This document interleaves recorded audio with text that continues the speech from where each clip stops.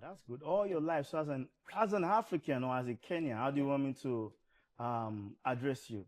An African or a Kenyan? Because there seems to be this controversy out there, right?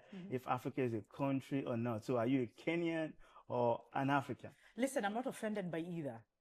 Because, and I fundamentally, thank you, this is one of the provoking questions. Because I do not find a problem when people call me an African or when they say Africa is a country. Because it used to. And then I said, wait a minute. Maybe something is being said to me over here and I'm just not hearing it. Because when you start to think about it, who created those countries? It wasn't us.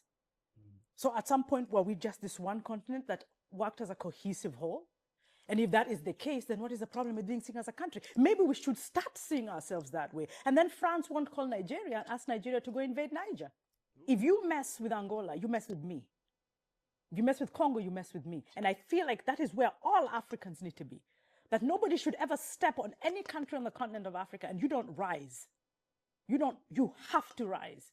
Because until we move as a collective unit, there's nothing we're doing.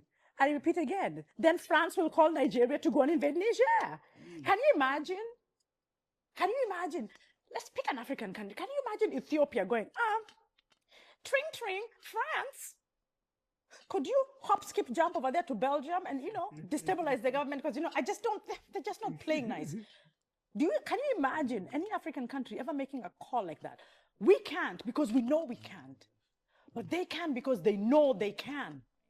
I get very upset because I say you cannot use me as the benchmark to judge an African American. You cannot do that. And you should not let them do that. You cannot allow that. Because you know what that does? It nullifies their guilt. It prevents them from solving the problems that they have to solve. And then you give them that ticket, like, no, don't worry. It's just, no. I think one of the things that is really important is that Africans have to tell their story.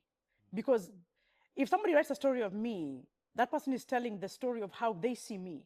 If I write a story about myself, I'm writing a story about how I see myself. And that it is very important to have, I'm okay, if you want to write a story about Africa, you do that.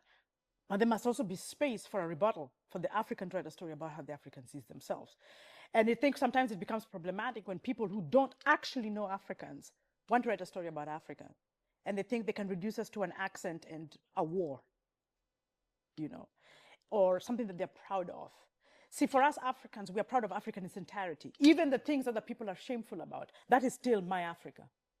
And I will write it with pride because there is nothing we hide. I think the most misunderstood and yet the most exposed in some shape, way or form continent is Africa. People think that because they've seen all this news and they've seen this because it's flooding with our horror stories that they know us. No, you don't. You know what they want you to know, but you don't know the African.